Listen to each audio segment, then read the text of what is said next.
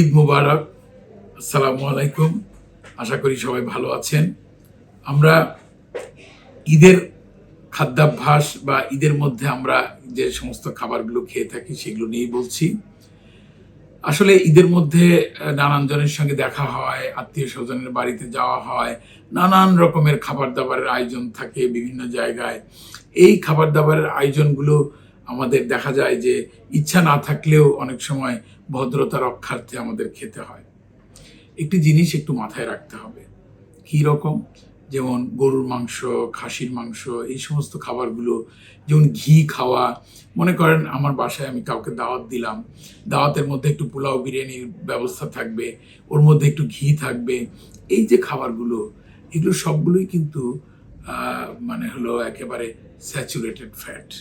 আমি হয়তো আমার কোনো ভিডিওতে বলেছি যে এই সমস্ত চর্বিগুলো যেগুলো স্যাচুরেটেড ফ্যাট, এগুলো স্বাস্থ্যের জন্য খুবই খারাপ।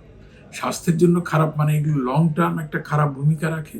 আর একটু ইমিডিয়েটলি এই যে রোজার পরে যে আমি গরুর মাংস, খাসির মাংস, পোলাও বিরিয়ানি খাবো, হঠাৎ করে খাবারটা হচ্ছে, তখন আমাদের স্টমাকটা এগুলোকে সহ্য করতে পারে না।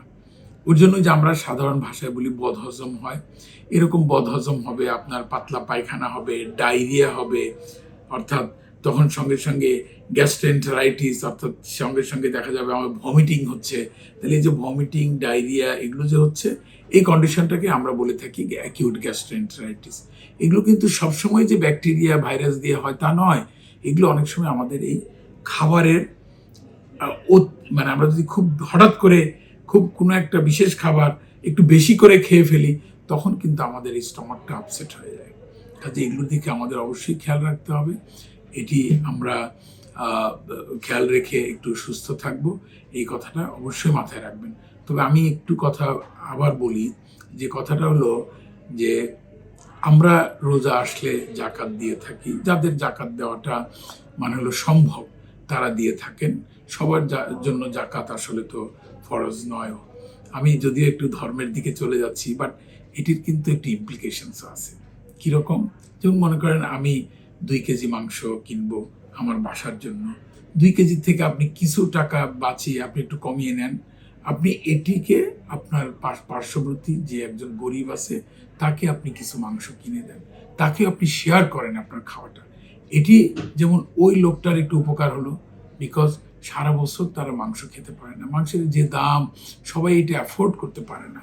কাজেই এই সময়ে আমরা যদি আমাদের পার্শ্ববর্তী মানুষকে কিছুটা দিয়ে খাই, তাহলে আমাদের রোজার যে মহিমা, আমাদের যেটার ভাব গাম্ভীর্যতা, সেটা অনেকাংশেই সফল হবে।